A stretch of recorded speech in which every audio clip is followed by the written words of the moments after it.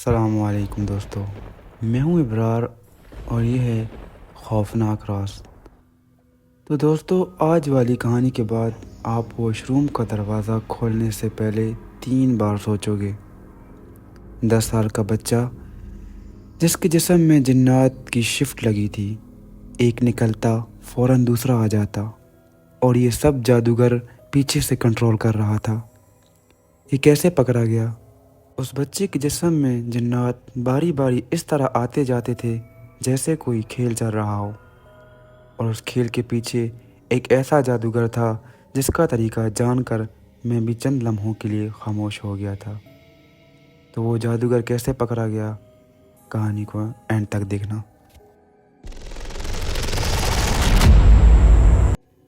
میں ایک روحانی عملیات کا طالب علم ہوں۔ میری زندگی میں ایسے کئی کیسز آئے جنہوں نے مجھے اندر تک ہلا دیا، لیکن ایک واقعہ ایسا تھا جس نے مجھے جنات کی دنیا کے ایک ایسے نظام سے روشناس کرایا جس کا ذکر عام طور پر نہیں ملتا۔ یہ واقعہ ایک بچے سے شروع ہوا۔ ایک تقریباً 10 سے 12 سال کا بچہ تھا۔ اس کے والدین اسے میرے پاس لے کر آئے۔ ماں کی آنکھوں میں آنسو تھے، باپ پریشان تھا۔ انہوں نے بتایا، بھائی صاحب، یہ بچہ اچانک گر جاتا ہے، جسم مکر جاتا ہے، آنکھیں اوپر چلی جاتی ہیں، اور پھر کچھ دیر بعد نارمل ہو جاتا ہے۔ ڈاکٹروں نے بھی جواب دے دیا۔ میں نے بچے کو دیکھا، وہ خاموش بیٹھا تھا، لیکن اس کی آنکھوں میں ایک عجیب سا خلا تھا۔ میں نے پہلے دم شروع کیا، قرآن کی آیات تلاوت کی۔ بچہ پہلے تو بالکل خاموش رہا، لیکن جیسے ہی تلاوت گہری ہوئی، اس کے جسم میں ہلکی سی کپ کپی شروع ہو گئی۔ پھر اچانک وہ بولا، مجھے واش روم جانا ہے۔ میں نے اجازت دے دی۔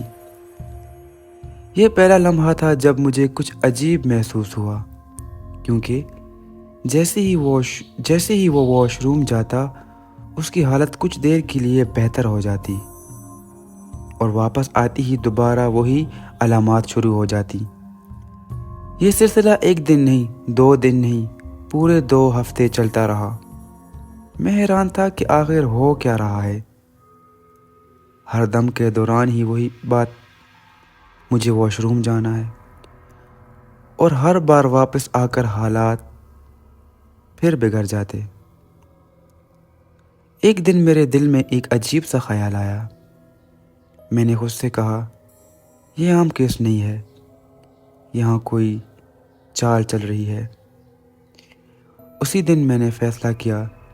جب بچے نے دوبارہ واش روم جانے کا کہا تو میں نے سختی سے کہا، آج جو بھی کرنا ہے ابھی یہیں ہوگا۔ میں نے دم تیز کیا، آیات بلند آواز میں پڑھنی شروع کی۔ اچانک وہ بچہ زور زور سے چیخنے لگا، اس کی آواز بدل گئی، اور پھر وہ زمین پر تڑپنے لگا۔ اسی لمحے اس کے اندر سے حاضری ہو گئی۔ اس بار جو چیز سامنے آئی وہ عام نہیں تھی۔ اس کی آواز گہری، بھاری اور عجیب سی تھی۔ اس نے ہنس کر کہا،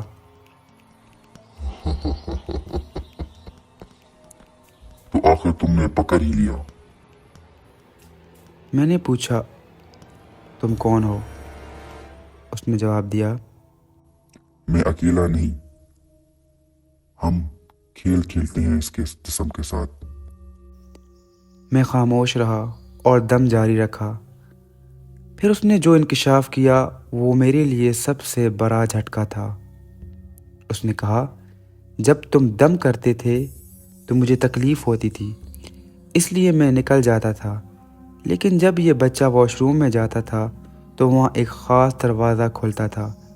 میں نے فوراً پوچھا، کیسا دروازہ؟